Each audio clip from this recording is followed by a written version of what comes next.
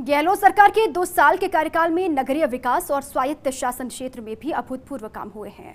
लोगों को भूखंड का पट्टा मिलने की राह आसान हुई तो शहरों के विकास के लिए नई योजनाएं, नियम और कानून लागू करने का काम भी हुआ है। देखिए रिपोर्ट।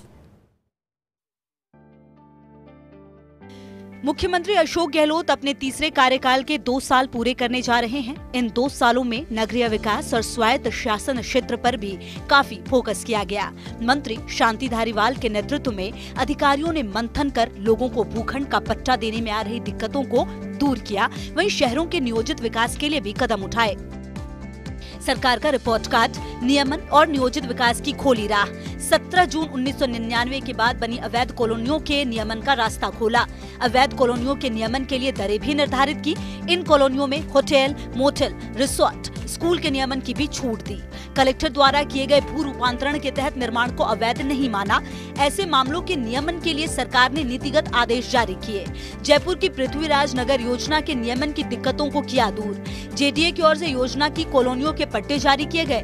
गृह निर्माण सहकारी समिति और निजी खरीदारी योजनाओं को छूट। भूखंडों के पट्टों की रजिस्ट्री के लिए स्टाम्प ड्यूटी में छूट दी गई। पहली बार जोनल डेवलपमेंट प्लान बनाने पर भी काम शुरू किया गया।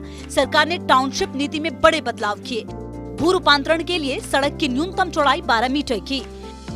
शहरों का आधारभूत विकास गहलोत सरकार की प्राथमिकता में रहा। लिहाजा गहलोत सरकार ने अपने दूसरे कार्यकाल में जयपुर में मेट्रो रेल प्रोजेक्ट शुरू किया, जो अब तीसरे कार्यकाल में भी इस पर गंभीरता से काम किया गया। साथ ही कई बड़े प्रोजेक्ट्स भी हाथ में लिए गए। सरकार का रिपोर्ट कार्ड शहरों के विकास के लिए बड़े कदम। जयपुर मेट्रो रेल प्रोजेक्ट के दूसरे चरण को दी गति। चांदपोल से बड़ी चौपड़ तक प्रदेश की पहली भूमिगत मेट्रो चलाई गई।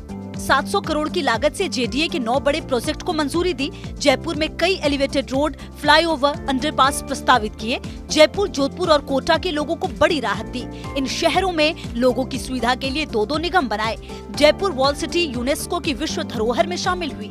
वॉल सिटी में विरासत संरक्षण के लिए विशेष भवन विनियम लागू किए। गहलोत सरकार के अब तक के कार्यकाल में ऐसे बहुप्रतीक्षित कानून भी लागू किए गए, जो न केवल आम शहरी के लिए जरूरी थे, बल्कि विकास योजनाओं को अमली जामा पहनाने के लिए भी अनिवार्य थे। इसी कड़ी में प्रदेश में निवेश और ईज ऑफ डूइंग बिजनेस को बढ़ावा देने के लिए नए नियम जारी किए गए। सरकार का रिपोर्ट कार्ड नए नियम और कानून लागू किए। अपार्टमेंट में रहने वालों का 1.5 दशक का इंतजार हुआ खत्म। अपार्टमेंट ओनरशिप एक्ट के लिए नियम, उपनियम लागू किए गए। योजनाओं के लिए भूमि जुटाना भी किया गया आसान। लैंड पूलिंग एक्ट को क्रियान्वित करने के लिए लागू किए नियम। अब निकायों को भूमि के लिए भारी लागत नहीं उठानी होगी। प्रदेश में निवेश, ईज ऑफ डूइंग बिजनेस को प्रोत्साहन दिया। इसके लिए नए बिल्डिंग बायलॉज लागू किए। 2500 वर्ग मीटर तक के भूखंडों के लिए किए प्रावधान। Deemed building plan approval system लागू किया गया। 20,000 वर्ग मीटर निर्मित क्षेत्र, 18 मीटर ऊंचाई तक निर्माण पर ही डीम्ड अप्रूवल सिस्टम लागू। पंजीकृत आर्किटेक्ट का नक्शा निकाय में पेश कर शुरू कर सकेंगे निर्माण। अब संबंधित निकाय की औपचारिक स्वीकृति की जरूरत नहीं होगी। 500 वर्ग मीटर तक के भूखंड पर निर्माण के लिए मानचित्र अनुमोदन जरूरी नहीं।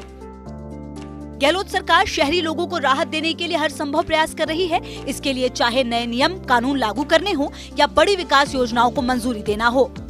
अभिषेक Srivastava, first India news, Jaipur.